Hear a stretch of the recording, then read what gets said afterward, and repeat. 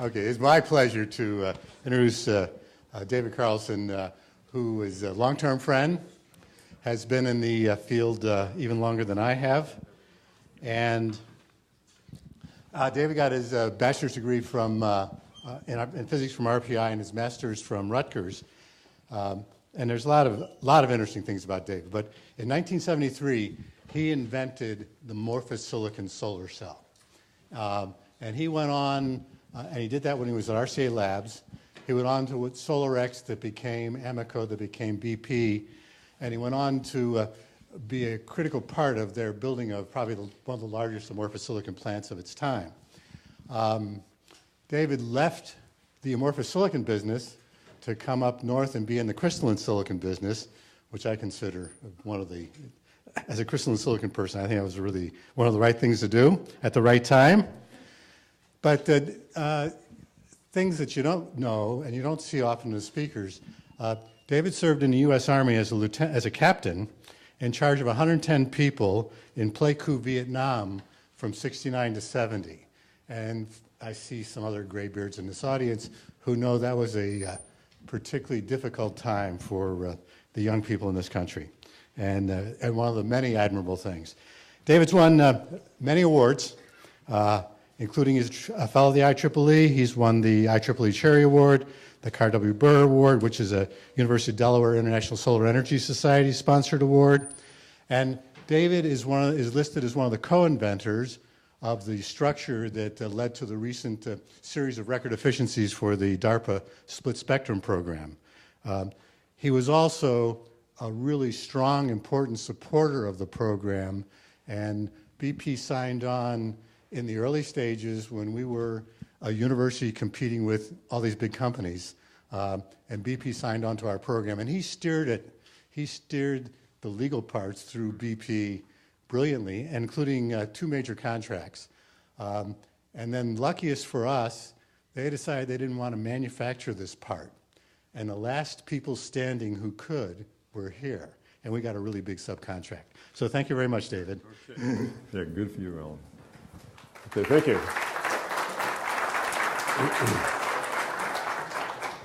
Yeah, I've always enjoyed coming here to the University of Delaware. I've been doing it quite a bit over the years, and I've gotten to know a lot of very great people here. It's always been a nice place to visit, and I'm glad I could come here today. So I'm going to give you a talk that's a little bit different probably than many of you have heard. I am going to talk about photovoltaics. In fact, a good part of my talk is going to be about PV. But before I get into that, I'm going to spend a little time and actually talk about the climate and climate change. And what leads into that is fossil fuels. And I'm going to talk very briefly about how they're formed in general and what's happening to them and why we are getting into problems with climate change. I'm not going to show a lot of slides on climate change. What I'm going to try to do is present some data that I think is compelling, at least from my point of view, and most of it's factual. I'm going to show one projection at the end of that one subsection, but you can take it for what it's worth. I think the evidence, at least my interpretation of it is that you younger people, a lot of people in the audience, are going to see some really significant changes in this climate, the world's climate, and I'm afraid there's going to be ramifications in society too. Energy sources and supply is just one part of the equation. I think there's apt to be some other major ramifications of this, which I'll touch on briefly, but it's not a major part of this talk. So let me just say a little bit about fossil fuels and where most people believe they come from. And they were actually generated over a period of hundreds of millions of years. And in fact, most of the great coal deposits of the world were created back in the Carboniferous period in the range of 300, 400 million years ago. And a lot of the oil and gas that we use today comes from more recent Cretaceous, Jurassic period. During those time periods, especially the earlier Carboniferous, there was a tremendous amount of CO2 in the atmosphere, an order of magnitude more than what we have today or more. And a lot of that got tied up into these living creatures which died and then wound up in deposits which eventually wind up as fossil fuels. So that's the origin over a very long period of time. Now, what's happening today, and by today I mean within the last century or so, is that we've started taking advantage of these fossil fuels, which are stored solar power in a sense. The sun photosynthesis created them for the most part. And we've started using them at a very prodigious rate. And this just shows a snapshot of what's been going on with what we call regular conventional oil. And I'm not going to dwell a lot on the whole mix of fossil fuels, but I think this is one that's worth spending a few minutes talking about, looking at, is because the thing that jumps out at you in this is when you look at the actual discovery rate and you look at the production, which is the dark data points here, you can see that recently what's happening is consumption actually is far outstripping the rate of discovery. And the projections, and this is from data that ExxonMobil's put out, are that the discovery rate's not going to increase. There may be spikes and spurts, and technology may help some. It is helping with respect to gas most recently. But it's basically longer term, it's a losing battle. There's only a finite amount of these fossil fuels, and unfortunately, I don't think the prognosis is very good for our society in terms of continued reliance on them for a couple of reasons. If you look at what people are projecting, and there's a lot of projections, they go all over the place. Depends which ones you want to pick. And I don't want to dwell on any particular one, but I'll just throw a few up anyway. And what they generally show is that fossil fuel production is going to peak. This one happens to show some projections for oil and gas primarily, and look at a number of different sources of these fuels, and saying that, if you believe this is saying that it's going to peak now, or if it hasn't already, or shortly, in terms of those fuels. What's interesting, if you look at some other projections, and this was a surprise to me when I first stumbled across this a few years ago, but it brings out some interesting points. This particular person made this forecast a few years ago. There's some more recent ones. There's one that came out, analysis of coal in particular, came out a few years ago, and I think it was in Physics Today. And while he's showing oil and gas peaking fairly early on, this particular projection shows coal peaking. Not out a few hundred years in the future, like a lot of people assume, but in the latter part of this century, or maybe 2050 or shortly thereafter. Now, how can that be? I mean, everybody agrees there's a tremendous amount of coal in the earth. How could it possibly peak? Now, first of all, the thing to remember is these peaks are basically peaks in production or consumption availability. Doesn't mean you're running out of the material. What it means is that economically it's becoming unfeasible to continue trying to extract it at the rates you were. So you turn to something else. As long as there are alternatives, that's not a problem. And that's what happens. That's how you change from one fuel to another. Another fuel becomes more cost effective, it becomes increased usage, and the other one drops off. And that's what happened with wood years ago, and it's what happened with coal and oil in the US, peaked back in the 70s. But the reason that people are now beginning to think that coal may very well peak, not hundreds of years in the future, but within the latter part of this century, is because if you make the hundreds, when people show you a number, a few hundred years of coal, that's based on a couple of assumptions. One is it's looking at the current projections for how much coal is there and accessible. It's also looking at today's consumption rates. There's a couple of problems with those assumptions. One is that if you do start to deplete oil and gas, you have to switch to something like coal and liquefy it or gasify it or whatever. But if you're going to stick with fossil fuels, that's what the alternative you come down to. The other is that historically, the world has increased its demand for fuels, and if that continues, especially with developing nations continuing to use more and more fossil fuels, then they get exhausted a lot faster. And that's why it shrinks from a few hundred years down to maybe 50 years. Because when you start putting those factors in, there's not a tremendous amount available. The other thing that's come in recently is people have looked back again at how easily accessible a lot of this stuff is. And again, it's a question of economics, whether or not even things like some of these tar sands can be processed economically. So it's a complex issue, but nonetheless, the bottom line is there are finite amounts of these materials available. And some people are saying that all these fossil fuels will become limited in their availability within the lifetime of a lot of the people sitting here today.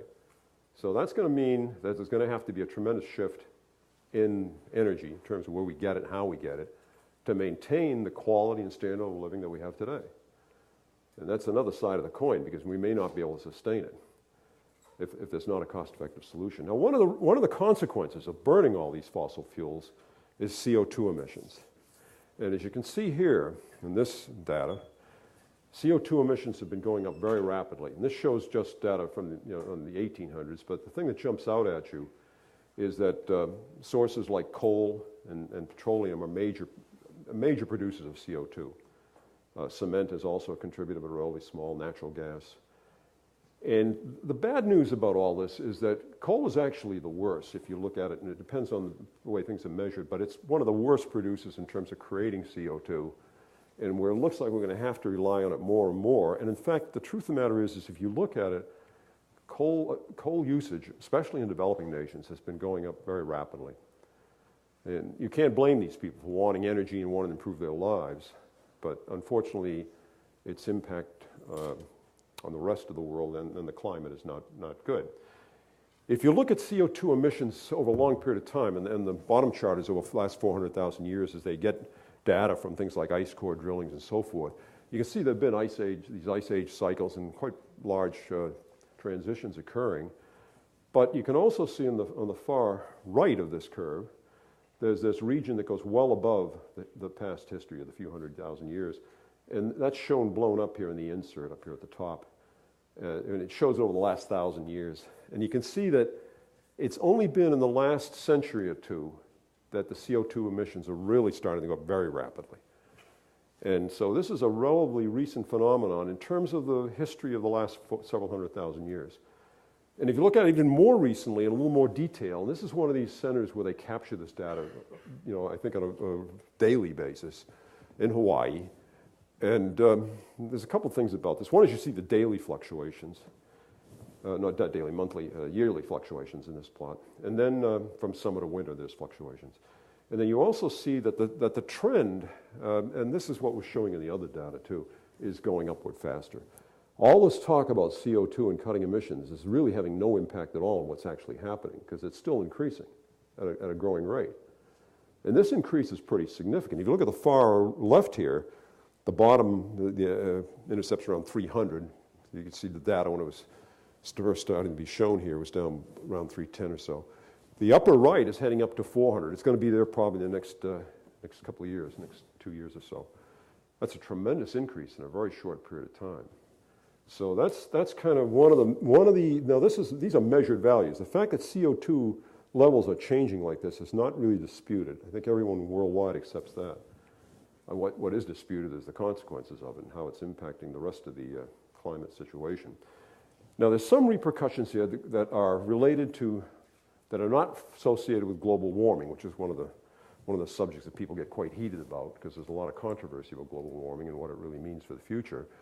But this is acidification of the oceans. The acidity of the oceans has been increasing significantly since the Industrial Revolution. And it's projected to increase significantly through the rest of this century to a point where, I think it was just an article that came out. I haven't had a chance to read it. I just scanned it because I just got the article in the latest issue of National Geographic about the acidity of the oceans.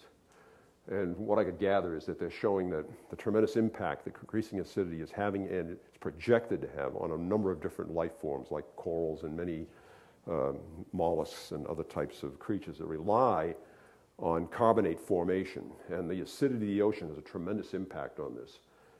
And I think the bottom line is that they're now projecting that a few decades out, if the CO2 levels keep increasing, which they will. By the way, there's no way to switch that increase off. It's a long dwell time, over 100 years for CO2 in the atmosphere. So this is not something you can just turn off. Even if you take action today to cut all emissions, it's not going to go away right away. So acidification is going to increase for a while, no matter what we do. Unfortunately, CO2 levels will continue to accelerate, so if anything, it's going to be worse. In fact, I think that's one of the things that's often overlooked. Just make a general statement. When people talk about climate change, global warming, and all these things, they tend to look at where we are today and say, oh, these changes are a long ways off, the model's not accurate, this may not happen. That's true. I mean, there's a lot of fuzziness in the models, but as the models get better, as the data gets better, things seem to get worse and worse as far as the projections are going. Many of the mechanisms that are just now starting to be taken into account and that haven't been taken into account make things worse. They're positive feedback loops. Like recently in the Arctic, they're doing a better job at modeling the changing albedo, reflection of the Earth. And that causes a feedback loop because the less ice you have, the more radiation gets absorbed, the more it heats up, produces less ice. Things like that were not accurately modeled at all in the earlier estimates of sea level rise, for instance. So now they're modeling it and things look worse than they did, obviously. So I think if anybody's making mistakes with respect to some of this modeling, I think they're underestimates, in my opinion. All right, there's other things that are happening. And one is changes in global precipitation. And you can go back even, this shows a chart of the world over the last 50 years, 55, 58 years. And it looks like kind of a hodgepodge, but the bottom line is that in some parts of the world, things are getting a lot wetter, like Scandinavia. In some parts of the world, they're getting a lot drier. And if you go back even further, 100 years, these changes are exacerbated.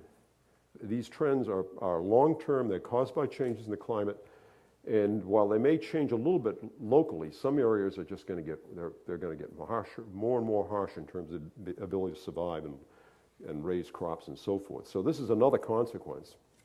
But the big change is that globally, temperatures are increasing. And this is going back again over a century. There was a period, now this is a complex thing to model because there's a lot of factors that influence it. You can have volcanic eruptions that can have a big effect. There's influence of clouds, which have been up until recently pretty fuzzy. They're now getting better quantified.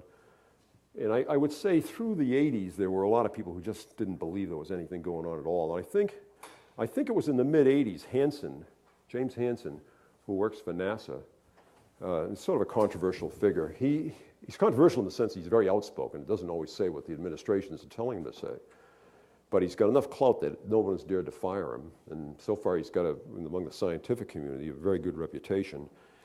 And he's a person that came out, I remember early on, I happened to be out at a meeting out at NREL, I think with Fraser Russell at one of these advisory committee meetings we were on years and years ago. And I remember hearing it. I don't normally watch congressional hearings, but I don't even think I was watching. I think it was just something they pulled out and highlighted in the news. But it was James Hansen testifying in front of a subcommittee. And he was talking about global warming. And the first thing that caught my attention, because I knew some guys at Princeton that were doing this kind of modeling. So I listened to what he had to say, and he was really raising some warning flags.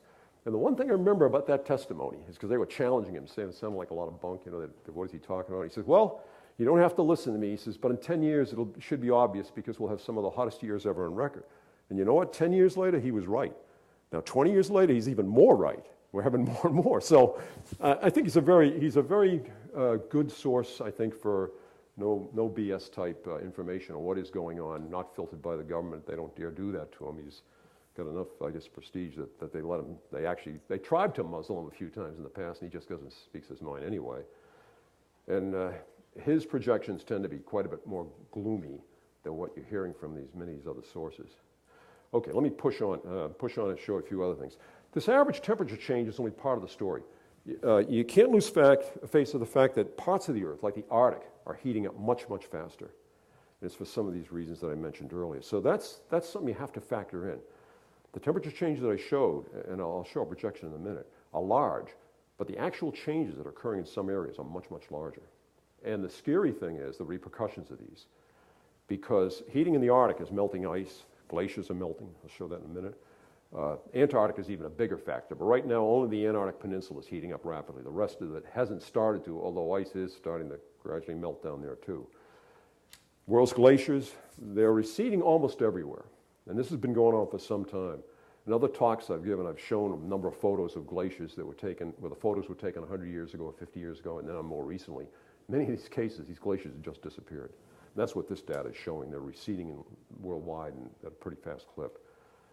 The Arctic ice cap, this gets attention from time to time, but the point of the fact is that if you look at some of these satellite photos, and it's just showing a period apart from space, showing that between September 79 and 2003, for instance, which was one of the years where extent was at its minimum, near its minimum, you could see a real big change. And if you look at actual data from the February time period, there's a steady decrease, even in the thickness of the ice, not only the extent. So there's a tremendous amount of evidence that the Arctic ice cap is disappearing, starting to disappear. It won't be another few decades until it seems to be that it may be totally gone in September. That's when it's at its minimum. So this is another measure.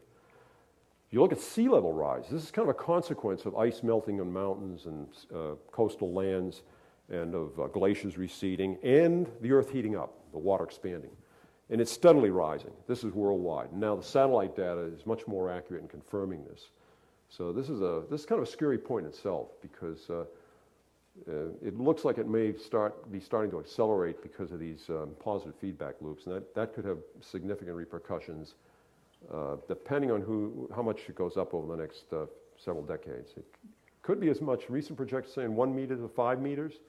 1 meter is bad, 5 meters is disastrous. It really means a lot of coastal areas go under.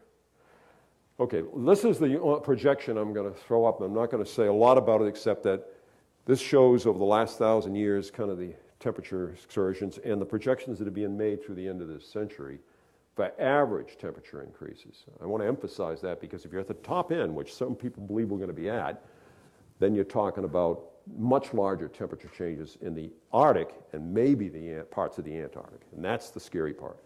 Because if the sea level rise is up at the top end of what I said, that it can have major consequences for society because I think there are like 20 large cities worldwide within the coastal regions.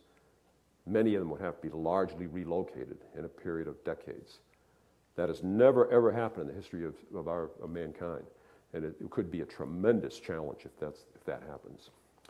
Okay, that's what people are projecting. But now, what can you do about all this? I mean, okay, it's one thing what might be happening. One thing is cut down on fossil fuel consumption, but what do you switch to?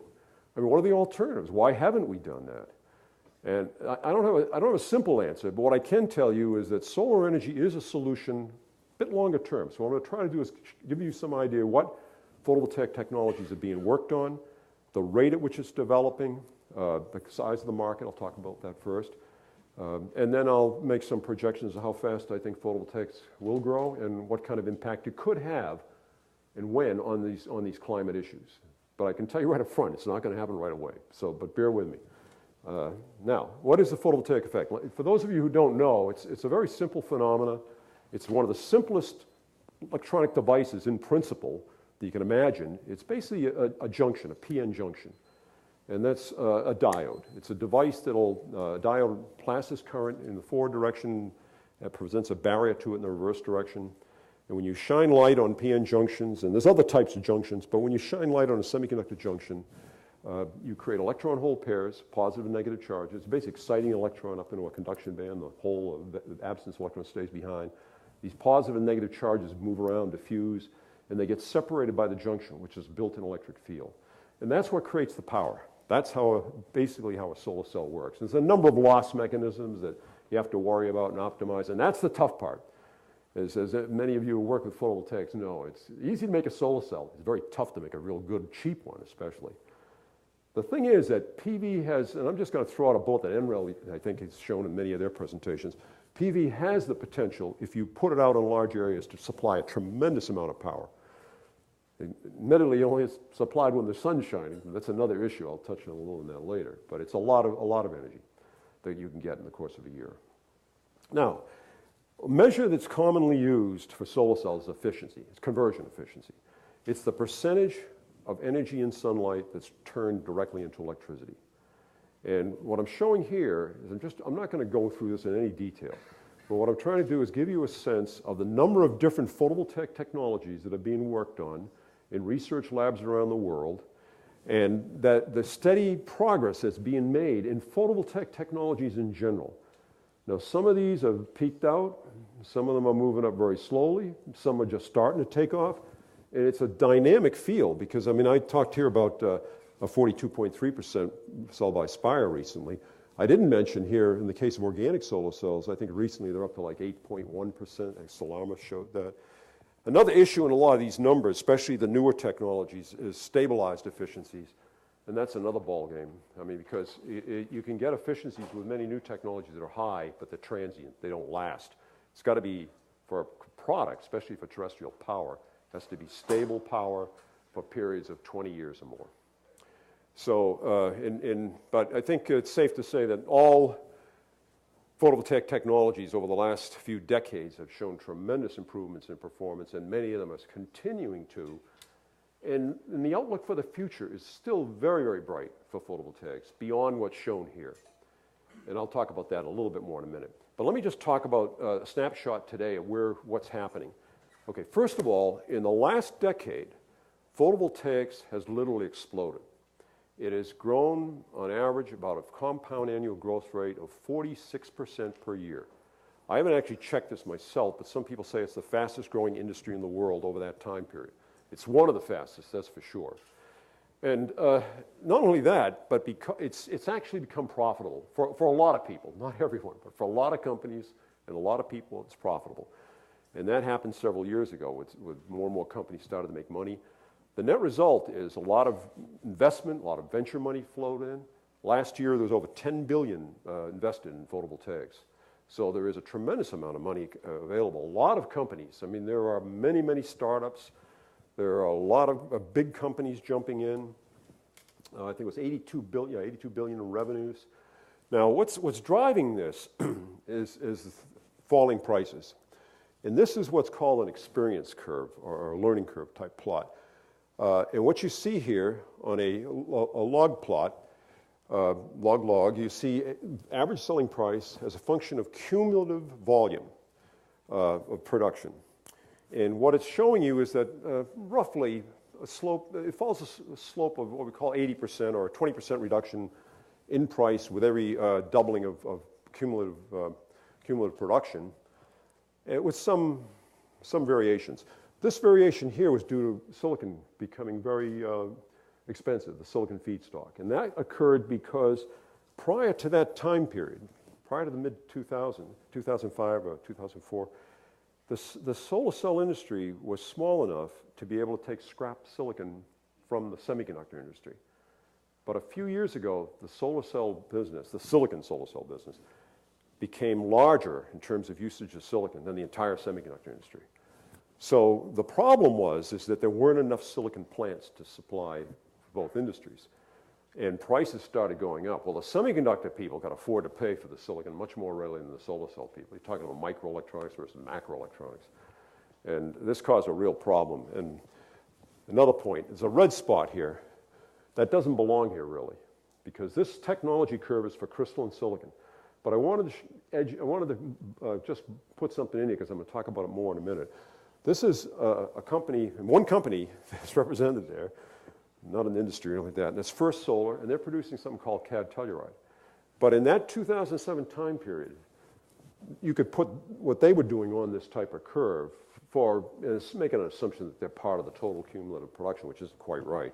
But the point I wanted to make is that here's a new technology that burst on the scene, and when I say burst on the scene, they literally did that. Within a few years after this, they became the largest solar cell producer in the world. That was the year before last. Last year, they got beat out by a couple other companies, and I'll allude to that in a minute. At any rate, it shows you how new technologies can have a big impact. And now what's happened is there's been a tremendous reduction in price, mainly due to large, very modern facilities coming on very rapidly in China. And I'll say more about that. Now, interestingly enough, if you look at market share, I talked about thin film like cad telluride. I'm going to talk a little bit about the different technologies in a minute, but thin film PVs bounced all over the place. Back in the mid-'80s, it was 30% of the business due to solar-powered calculators. That was mainly amorphous silicon. And then that lost market share. Cad telluride came on. Last year, they actually slipped because of this manufacturing going on in China with crystalline silicon. So it's a very dynamic market. Navigant claims that thin film will bounce back some, but they're going to face tough competition. And today, it's really First Solar. They're the majority of the thin film business. If you look at the applications, it's mainly grid connected. Most of the PV today, and this has been in the last decade more or less, that it's switched from these remote locations, and even consumer power was a big business back in the 80s, to where now it's mostly going into grid-connected applications, either in large utility arrays or on buildings where they're connected to grids. So the business has really changed. I'm showing here just a snapshot of some of the major players in these different areas. Crystalline silicon, the thin film amorphous silicon, microcrystalline silicon, the Copperendium-Gallium-Diselenide, cad telluride. And at least from one count that I saw, they're claiming there's over 300 companies now playing in this entire photovoltaics area. And so there's a lot of competition. But I think with the Chinese entering the business the way they have, a lot of these people are not, they have no way of being able to stay in the game. I just think the prices are dropping too rapidly, and they're not going to be able to get up in the learning curve fast enough to be competitive. So it's going to be a very tough learning experience for many, many of these startups. If we look at conversion efficiencies, It's one thing to have high efficiencies in the lab, and I mentioned a few of them earlier, but when you go into production, you make modules, you'll see that the efficiency is generally quite a bit lower. Where that's starting to gap is closing is in crystalline silicon, because crystalline silicon efficiency, the 25% that's shown in the lab for high performance monocrystalline silicon, that was achieved about, I don't know, 15 years ago or so. So it hasn't moved much. I think that will actually be exceeded in the next year or two. I'll make a prediction. But the module production efficiencies are coming up pretty rapidly. And that's mainly due to companies like SunPower, which is a company that makes kind of a unique cell. And I'm going to talk a little bit now about all these different technologies. But before I do so, I talked about efficiencies being a major way you can mark the performance improvements of how PV is progressing. There are paths to very high efficiencies involving other physics. And there's a lot of work going on in various labs to do this, but these are tough paths to follow. Theoretically, these are all possible where you can use things like, well, multi-junction people are utilizing. That's where the 42.3% cell comes in, 3 junctions stacked together, absorbing different parts of the solar spectrum. But there are these other bits and pieces of physics you can use, things like impact ionization, where one energetic electron creates 2 electron hole pairs, things of that sort. Materials with complex band gap structures, intermediate gaps, what they call up and down conversion of photons, utilization of hot carriers. In principle, all these things are physically possible, but they are, most of them, very difficult to implement in an efficient way. They all have limits on the order of 60% or so, I think, and some of them can be combined in a multi-junction, and people claim you get over 80%. But these are decades off, if not further, before you get up into those kind of efficiencies, in my opinion. So, talking about specific cell structures now, so I'm going to go through this fairly quickly. There's a number of different types of solar cells that have been looked at and are being produced. So I'm going to start off with the most commercially successful ones, and that's silicon for one thing. This is the so-called Pearl cell, and it stands for, I always have to look at it because I don't think of it this way, a cell with what they call a passivated emitter and a rear locally diffused base contact.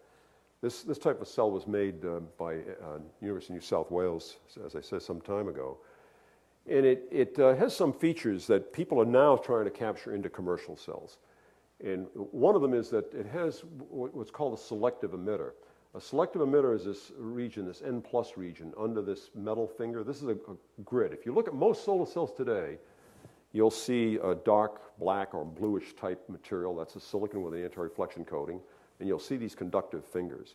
And that's how you collect the current out of the front of the cell. The back of the cell usually has a metal sheet or a metal contact. Now, they have to make a PN junction that's usually at the front of the cell. That's what's shown here. This is P-type material. That's commonly what's used, silicon lightly doped with boron. And you fuse some phosphorus in, and you make a PN junction. And when the light impinges on that material, it creates electron hole pairs, and you collect carriers across that junction. And in this case, you've got electrons going to one contact, the holes to the other. The selective emitter enables you to use a very thin emitter or junction over most of the solar cell, except under the contacts where it's more heavily doped. And this reduces the contact resistance, so you have a low resistance contribution. You need low resistance, otherwise you're getting joule heating losses. But it enables you to get a much better collection of carriers that are traveling through the emitter. If you have a heavily doped emitter, you get carriers lost in that emitter. When you dope, you tend to get additional defects. So this improves what we call a spectral response, improves your current collecting capability. And the other thing they've done that they did years ago and is now being looked at from a number of commercial cells is what's called a passivated rear point contact. So that in that type of a structure, you look at the back, you see it has a metal contact on the back, but then there's a dielectric, an insulator, a passivating layer really, and then a hole in that dielectric to the P+ region. So there's only a limited region on the back in which they're actually collecting the carriers. Most of the rear surface is passivated. And these things have big influences on solar cell performance in terms of trying to get high efficiencies. So I talked about back contact structures briefly. SunPower is the major player here. They've taken a cell structure that was really initially designed for concentrators. I think it was Dick Schwartz at Purdue that did the original modeling work on this many years ago. And it was recognized that this was a very nice structure to use for getting high efficiencies, high performance. There's no contacts on the front at all. You see a back contact cell, it's just black. There's nothing else there. Beautiful. That's what you want for solar. Black is really beautiful because it means you're getting most of the light going right into the cell. And what they've done is a great job at engineering the contacts on the back. But what it means is that all the carriers that are generated, and most of them get generated into the front. That's where a lot of the blue and green gets absorbed, right near the front of the cell. They have to diffuse to the back and find those contacts. So the requirement is that you have to have very good quality silicon. And what we talk about is the diffusion length. That's how far these carriers move around before they have a chance of recombining. And this diffusion length has to be much greater than the thickness of the cell to get these very high efficiencies. So it places a stringent requirement on the quality of the silicon. The good news is, especially for people like SunPower, is that years ago you had to get what's called float zone silicon to get high enough purity. Today, there are people producing silicon, monocrystalline silicon by CZ. It's still an expensive process, but a lot cheaper than float zone. And they can get the lifetimes and diffusion lengths required. So SunPower uses a fairly thin piece of silicon from what I last heard, 145 microns. Most people use about 180 microns. That's a lot of material compared to thin film. And it's actually a lot more than you need. You can get by with very thin silicon if somebody could just figure out a way to make thin silicon high enough quality and then trap the light well. And I know a number of us in this room believe that's possible and doable, but somebody still has to do it. And I think that's really the longer term future for silicon. Get down to maybe 10, 20 microns and trap the light very well. You don't need these thicknesses that even people like SunPower are using. At least it's physically feasible to do that, just no one's figured out how to do it. Okay, now another silicon cell. And this is an interesting one because I used to work with these guys and against them years ago, and we were both companies working on amorphous silicon, the Sanyo guys, and Eureka Kawano. Dr. Kawano was the key guy in driving this. And I think he's recently retired. He was active, and he was president of Sanyo for a while. Now Sanyo is part of Panasonic. But at any rate, he developed this cell, he and his team. And what they did is they took amorphous silicon and put it on both sides of crystalline silicon to passivate the surfaces, and then put thin layers of doped silicon, one P plus and one N plus. Otherwise, it's totally symmetric. And in this bifacial cell, both of them have ITO, or TCO, or transparent conductive oxide. I think it was ITO, at least in all the earlier ones. So it's almost a perfectly symmetric structure, except the doped amorphous silicon is different. So what you do at one side, you've got almost like a PIN junction, a heterojunction. The other side, it's a high-low junction. But this type of a cell works extremely well, and it's kind of unusual for a couple of reasons. One is it's made all at low temperature. There's no high-temperature processing. In fact, I know Bob and his colleagues at IEC have been working on these structures and getting some pretty good performance on hit structures and back contact cells using this type of approach. So you can make a very high-quality solar cell without any high-temperature diffusion or high-temperature junction formation by taking an approach like this. There's another advantage to this approach, and that is that amorphous silicon is one of the best passivation materials that you can use on silicon.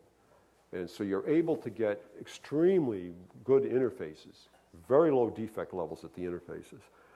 And this results in open circuit voltages for these types of cells that are phenomenal. I mean, they're much higher than what people see in other silicon solar cells. I think in the lab, as high as 743 millivolts the last I saw for this type of a cell, with high efficiencies, 23% in the lab, I think. And they're making, I think, now recently they're about 21% modules with this technology. So Sanyo's done a good job at, it's still somewhat questionable how cost effective it is, but at any rate, they've done a good job in approaching things quite a little bit of a different direction. There's still some other approaches that haven't been successful, and they may not be totally successful. Some people are pushing them.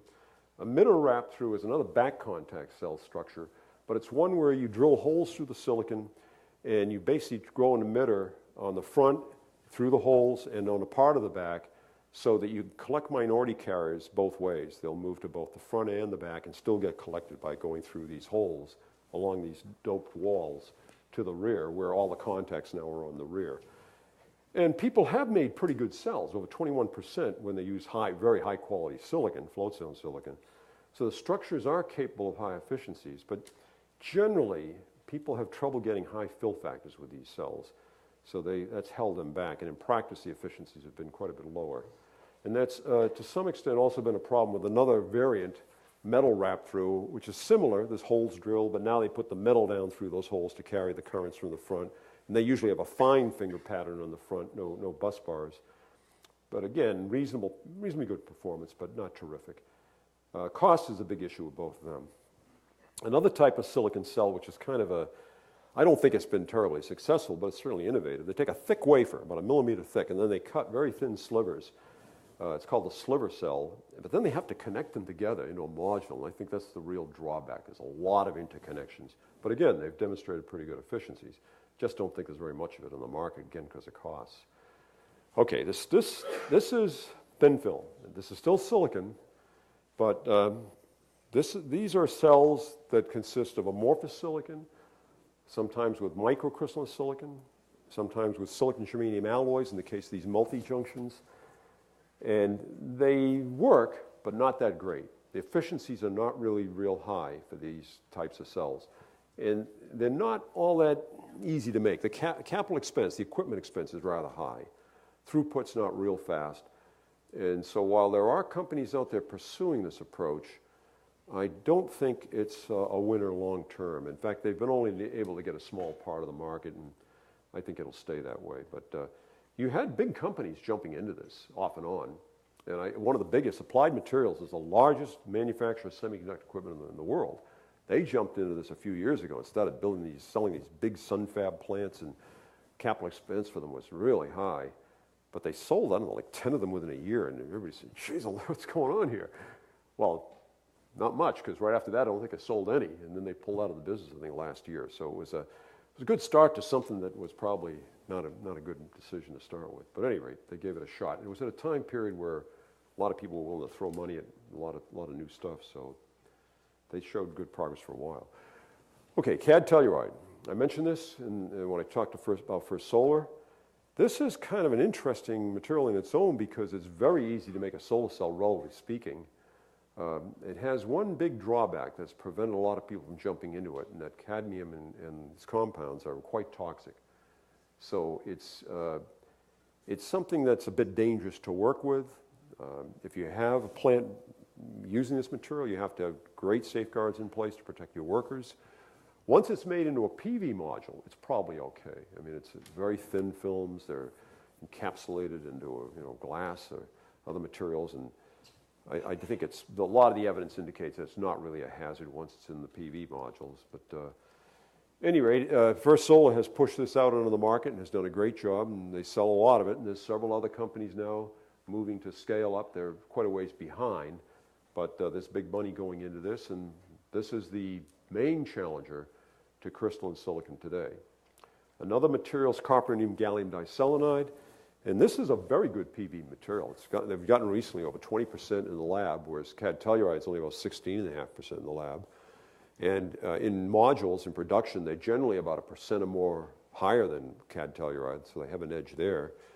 The big issue with SIGs is the ability to scale it up cost effectively and get the same kind of yields that you get with CAD telluride. So, but there are a lot of people who think they can make this work cost effectively and beat First Solar at their own game. First Solar, I think, is working on this material also, from what I've heard. So they're not just focusing on CAD telluride. But there's companies, some of these you probably never heard of, a company called Solar Frontier. I think it was Show or Shell. They changed their name.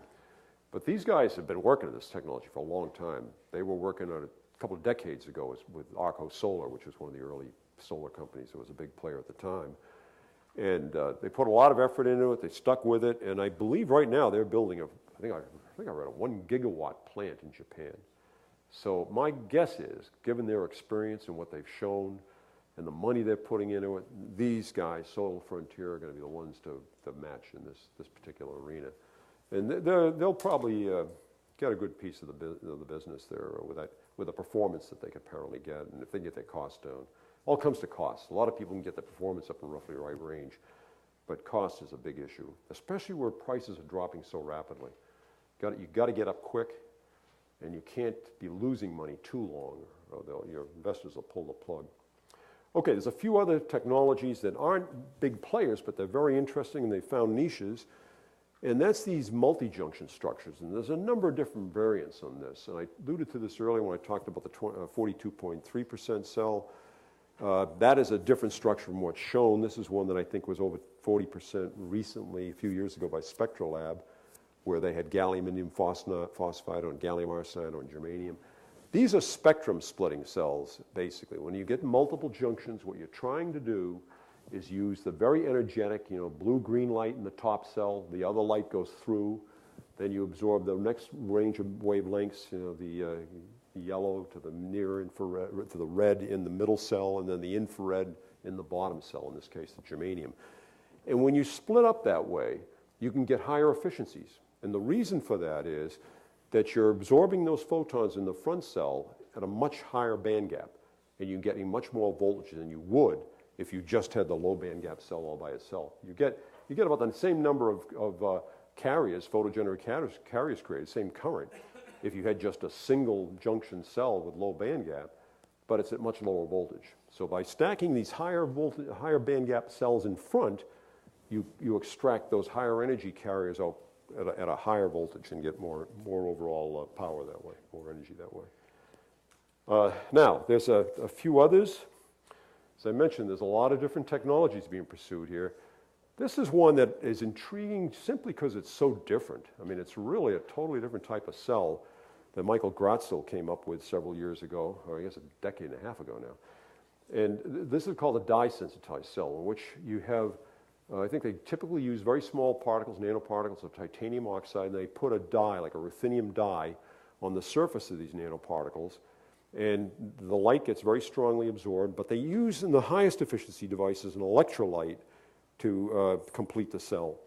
And that's a problem. So people have been trying to get away from using electrolytes and develop solid type of electrodes, gels, and what have you. But the efficiencies have been kind of stuck. I think the best they do with electrolytes is 11, 12% in that range. And they're always challenged from a reliability standpoint. If you've got to put something outdoors for decades, you don't want something with liquids in it that could potentially leak. It has to be hermetically sealed. So while they've been able to produce these things, the module efficiencies have been relatively low, and I think they've got a minuscule part of the market. They just have not been able to capture much market share. And I don't think there's a well-known path to get the performance up higher. That's the big problem here. So this one looks like its future is kind of limited in my view. Then you have the organic cells. Tremendous amount of money going into this area. And organics look great. I mean, there's been a lot of very good science and engineering done, but it's not clear they're going to make it. And you can see that even in the LED area, because there have been some great displays made, but they still have not been able to capture very much of the market. And there it's because the liquid crystal display business has got such momentum, so much behind it, so much investment, and continually improves that when you go out and price these things, in very small arrays you might be able to find cost-effective organic displays, very bright from what I've heard. I think I saw one once in a handheld phone or something. But generally, they're not making any inroads yet in the LED against liquid crystal displays with organic emitting diodes. In terms of solar cells, they haven't really gone commercial yet to any extent. But there are a lot of companies trying to do this, and they are making good progress in improving efficiencies, but their Achilles heel appears to be long-term reliability. A lot of these organics are not very stable, especially under sunlight, so that's a big issue. And I think the jury's still out on these guys. However, they are getting a lot of money, they've got a lot of materials to look at, they can synthesize new ones. I wouldn't count them out, but I think it's going to be a lot longer term than many of the people working with organics think. Companies starting up right now, I think their chances of pulling off a successful commercialization on a large scale are almost zilch, but who knows. Okay, I'm going to finish up with just talking a little about where things may be going here. First of all, there are people who are saying, like Deutsche Bank and a number of others, that we're close to a point where PV is going to be able to stand on its own 2 feet. Right now, it's subsidized in many countries. The places where the big markets, like Germany, Italy, even the U.S., although the U.S. is not a real big market, Japan, there's generally incentives, supports, government aid that's helping make these PV markets grow. And so PV, for the most extent, is, especially these big grid-connected projects, they're all supported to some extent, or most of them are, by governments. And that is starting to change. A lot of these subsidies and feed-in tariffs are decreasing, and the prices are dropping on their own. And what this type of projection shows is that if you look at what's projected to happen to PV prices for various technologies, and you look at costs of conventional electricity, they're going to cross, and they are crossing already in some parts of the world. There are areas where peaking power is very expensive, and photovoltaics is already cheaper than power that people have to get out of the plug during the middle of the day or afternoons. And as PV prices drop further, there will become a spread of what we call grid parity, where it makes sense, cost-effective sense, to put up photovoltaics to generate electricity. So this could be happening in the next few years on a fairly significant scale, and then expanding to a lot of other parts of the world as time goes on. And in companies, this is an old projection, but I like to show this because Sharp, this is an interesting case because Sharp is one of the major players. They're a big company. Most people are familiar with them. They put a lot of money into photovoltaics. They've come out and said that they want to lead in photovoltaics and displays. And those are the 2 technologies they've put a lot of money into. And Sharp projected that PV could grow to where in a few decades supply a good part of the world's electricity. Now, there's more behind this than what I'm just stating, but nonetheless, Sharp has made a corporate commitment to be one of the major players here. And Sharp, as I mentioned earlier, was an industry leader up until a few years ago. It was displaced by First Solar, I think, first, a few years ago. And then this year, I just recently read that First Solar has been displaced by 2 companies that are a virtual tie. And I think it's JA Solar and Suntech. I don't know if any of you have heard of those companies, but they're both Chinese companies that weren't around several years ago. And I didn't dwell on it, but if you if you were looking at that list of major players, in the crystalline silicon area, at the bottom were a whole bunch of entrants that were not there several years ago when I gave a talk some time ago. And they were all Chinese companies that just have sprung up in the last several years and have sprung up on large scale. These people are building gigawatt plants now, and very rapidly. I was in a plant that went up in 7 months from when they broke ground and had the plant up and running. And this plant was 3 football fields long. It was rated at 700 gigawatts. I think they're now up to more like a gigawatt as they ramp up. So it's really phenomenal how fast this field's changing. And where are we going? Well, some people believe that solar can supply most of our energy needs later in this century. This happens to be one of these optimistic from a solar point of view, this German Scientific Advisory Council, where they think solar is going to be a major energy contributor. I'm not sure it's going to happen this fast, but maybe it may have to for the reasons I mentioned earlier. I mean, we may be forced to try to develop it more rapidly. But the growth rates we're seeing are truly phenomenal, but they cannot continue. The 46% I alluded to earlier, you just start plugging numbers and you know that cannot continue too much longer. But what can happen and how long does it have to continue to have a major impact, I think, are the bigger questions. So you have to look at it from a standpoint of where this technology can lead and what are the limitations. Well, first of all, I think it's fairly safe to say that we are going to see continued price decreases, and maybe not 2015, but around that time frame, you're going to start to see what we call levelized costs of electricity, at least from the largest solar facilities in the most advantageous locations, getting down to several cents per kilowatt hour. And that is a major accomplishment. It's surprising how low some of the big plants are being costed today in the quoting that people are doing for them. So, and it's all reflected in the fact that I showed earlier, the prices are dropping rapidly. These disruptive technologies, greater than 60%, they're out there, but I think they're still decades away. But they're intriguing because of the fact that they do offer an opportunity for improved performances. if you do the projection I talked about it, and so here's just some numbers. If you throw in a 35% compound annual growth rate, rather than the 46% we've seen over the last decade, then over the next 2 decades or less, actually, by 2025, that would take you up to like about 3.6 terawatts of photovoltaics being produced per year. And if you work the numbers backwards, I believe 3 terawatts of solar electricity would reduce carbon emissions by about 1 gigaton a year. Well, what that's saying is that, you know, in a few decades, if the growth continues at a fairly rapid rate, then photovoltaics and solar energy can have a big impact. But, as I've said, there are caveats. One of the biggest is the issue of storage. Before photovoltaics can start to play a really large energy source role, you have to be able to store some of the power, a good part of it, to be able to supply it off sun, you know, in the evenings. So that's still a big open issue. And it's not quite clear today the best way to do that. So that won't enter into the equation in a significant way probably for another decade. So the way PV systems you put in today, hooked into the grid, the utilities balance the load, they're the ones that are required to make the whole system work. And the rest of the system sort of acts like a battery by turning other power sources off and on, like gas-fired turbines. That'll work for a while.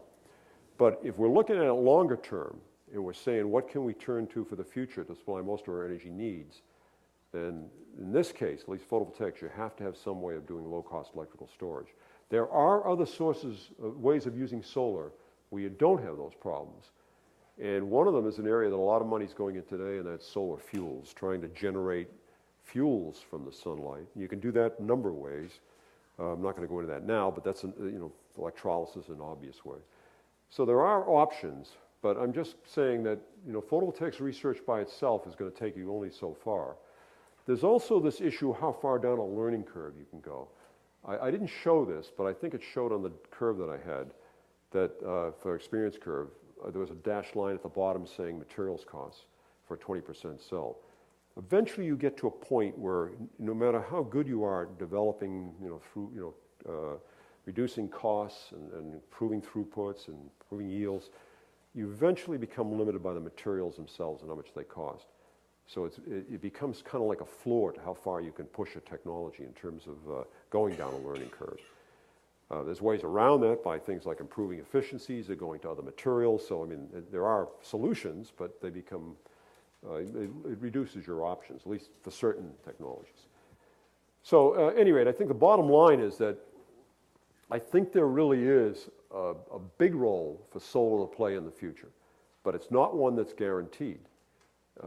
It's one of the cleanest options, it's one of the best options we have to get away from screwing up the environment, to get an energy source that will be relatively benign, that's basically inexhaustible, but it's still going to require a lot of work and a lot of investment, not only in photovoltaic technologies, but I think also in storage and other solar technologies. Okay, thank you very much.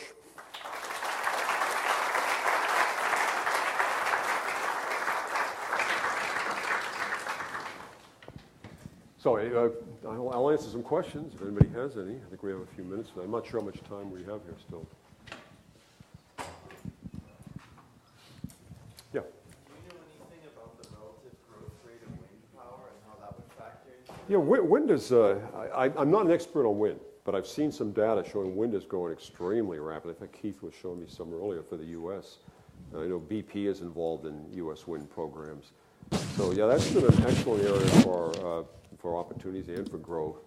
My gut feeling over the last decade is that it has not been as fast as photovoltaics, but photovoltaics started from a much lower base. Actually, wind produces a lot more power today than photovoltaics does. There's more gigawatts of power out there today worldwide. But again, wind power is, I think the way to look at wind power is you have to look at it in terms of availability as a resource worldwide. And I think it's somewhat more limited than solar, just because of wind availability. I think also there's an issue about learning curves and how far they can run with wind power, because the question of how far down you can go in reducing costs longer term. But right now it's an attractive option. And I know from what I've heard, that it is cost effective today without government support in many areas. So depending on the local cost of electricity, of course, the wind conditions. To continue with some of the alternatives to solar, how about algae and say geothermal? Well, okay, algae, you're really talking about the whole biofuels area, which is a big area of investment. I think the way I look at that is it's an option, but not one of the better ones. And the reason I say that is if you start talking about growing any type of crop for fuel, first of all, they're relatively inefficient in terms of converting sunlight. Most of these photosynthetic reactions in terms of plants are less, a lot of them are a fraction of a percent. I think some may get up to a percent or two at best. So the efficiency is very low. But the other bigger issue is that you start infringing on land use and the need for food. There's a competition for utilization of land. And I think food usually wins out over fuel. So that's another issue. Going back to geothermal, it's kind of the same thing as wind, but even more so. It's availability of resource. And I know I've heard some talks, Nate Lewis at Caltech gives one where he covers the whole energy spectrum and talks about just those issues. And his analysis is one that when you look at all the options, including wind and geothermal and everything, solar is the best option. Now Nate works in solar fuels, so maybe he's a little biased, but the point is he does a very systematic analysis and comes up with good reasons why all of these have problems. And geothermal is availability. If you've got it, it's nearby, you can tap in, great. And some people already do that, but it's tough to get into a lot of parts of the world. It's too far down.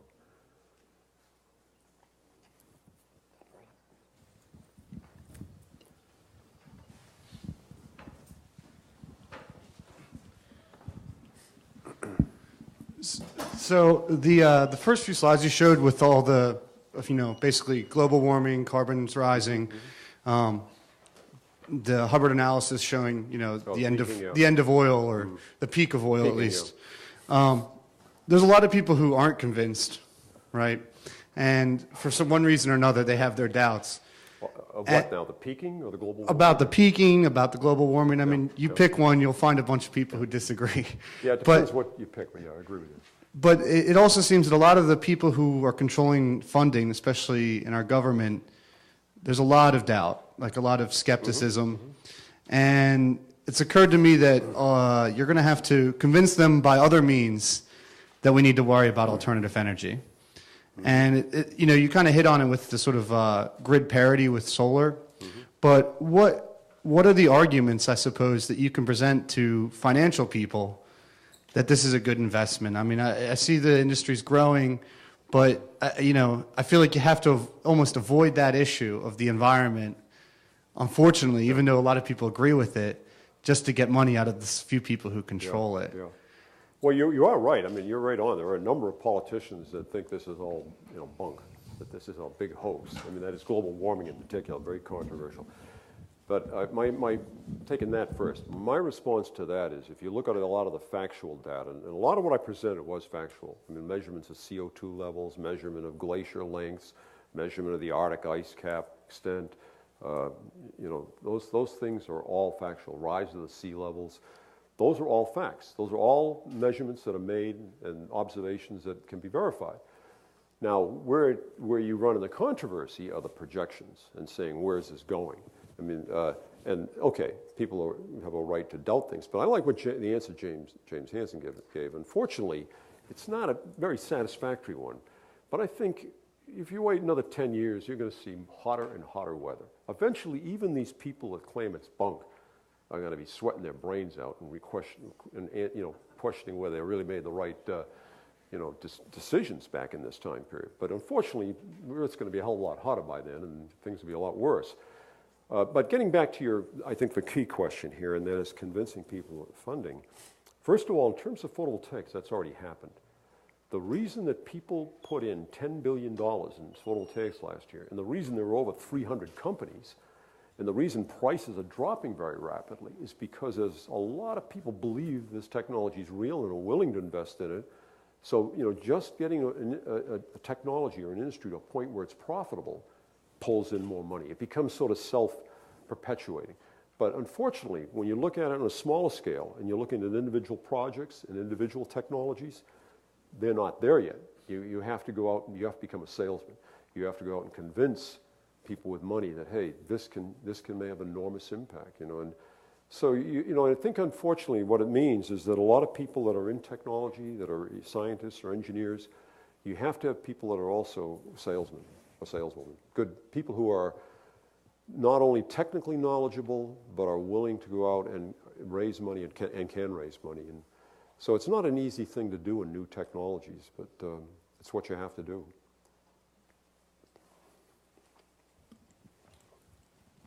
So you showed prices falling, module prices falling down to maybe $1.60 per watt. Yeah, they're around that now. Yeah. So my question has to do with installation costs. Installation costs could be a few times that. So how would you? Very good. The key is, you're absolutely right. I mean, that was just one measure that I showed because it's commonly what people show in these learning curves. But the better measure is total systems costs or levelized cost of electricity, which is a little harder to calculate. Yeah, that's what really counts. And you're absolutely right. The systems costs come in, the so-called balance of system. The good news there, though, is in a lot of these big photovoltaic installations that are going up, those systems costs have fallen a lot and are continuing to fall, and so are installation costs. And the way they've done that is they simplified the ways the modules, for instance, are mounted. They've simplified the structures that they're mounted on. So there's a lot of innovation in that area, too. But I have not been directly involved in that, but it's part of the equation. And yeah, that's part of the reason that you're seeing some of these very large solar installations today that are being, right now, companies going on and quoting on.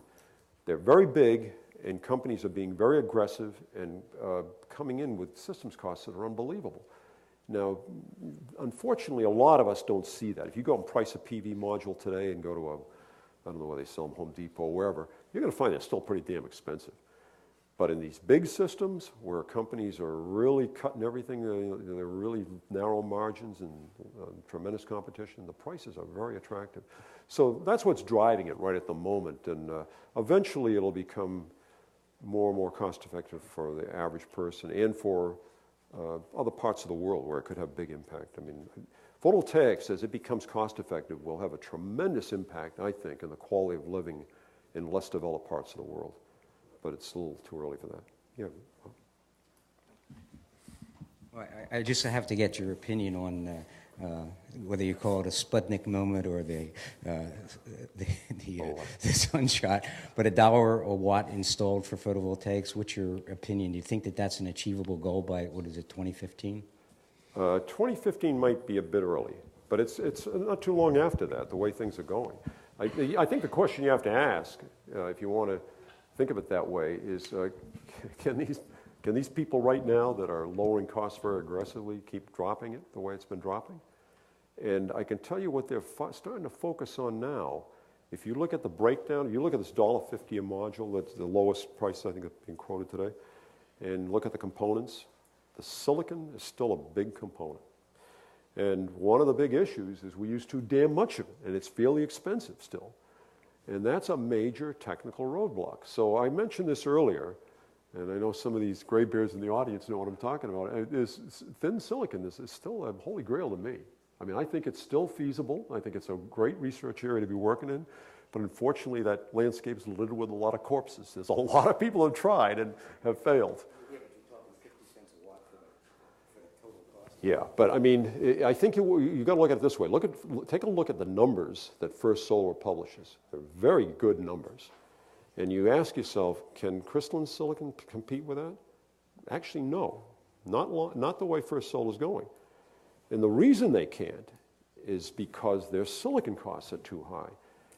If crystalline silicon has a thin silicon solution that's cost effective, then they're in the thin silicon. Then they're in the thin film arena. And then their efficiency will allow them to beat out most of the thin film people. So, it's still a horse race. And I think, I know there's a lot of interesting stuff going on with thin silicon. And I still think people have to keep their eyes on that. But the Chinese companies are not going to drive down prices much further without some new technology coming in. And so that's the good news for First Solar. They don't have to worry about being pushed out totally, even though people like Suntech are growing a lot faster right at the moment.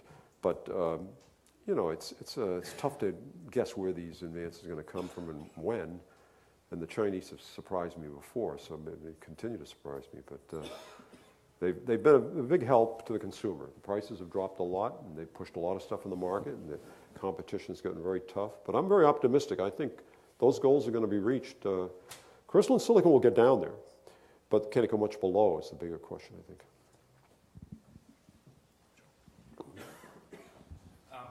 Just something you just said, that silicon is too expensive. Silicon is the second most common element in the Earth's crust. Right. If it's too expensive, how can any of the other designs Yeah. based on far rarer elements Very good. be competitive? I misspoke. I should have clarified my comment. Solar grade silicon is too expensive. Actually, silicon, as you point out, is very plentiful. And if you go into these plants where they produce silicon, the metallurgical silicon, which is only like 99, 98% pure, they remind me of big steel smelters. You know, you go into those plants and they have these big electric arc furnaces where they're dumping in high quality quartz and coke, and they're running these electric currents, and molten silicon's pouring out of them, and they have all these bins lined up which looks like shiny coal. And actually, it's produced for like $1, $2 a kilogram. It's really cheap, but it has to be purified. Silicon's everywhere. Yeah, it has to be purified. And right now, that's the glitch. And there's two parts to that. One is it has to be purified. They use a process like the Siemens process, which is fairly expensive. It's a gas purification process going through using halogens. And then you have to get it into a solar cell wafer.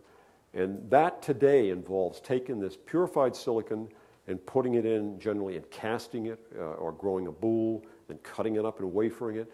And both parts of those equation, the purification and the wafering, are very expensive old processes that have been around quite a while and are both begging to be replaced by something better and should be and will be eventually, but I don't know when.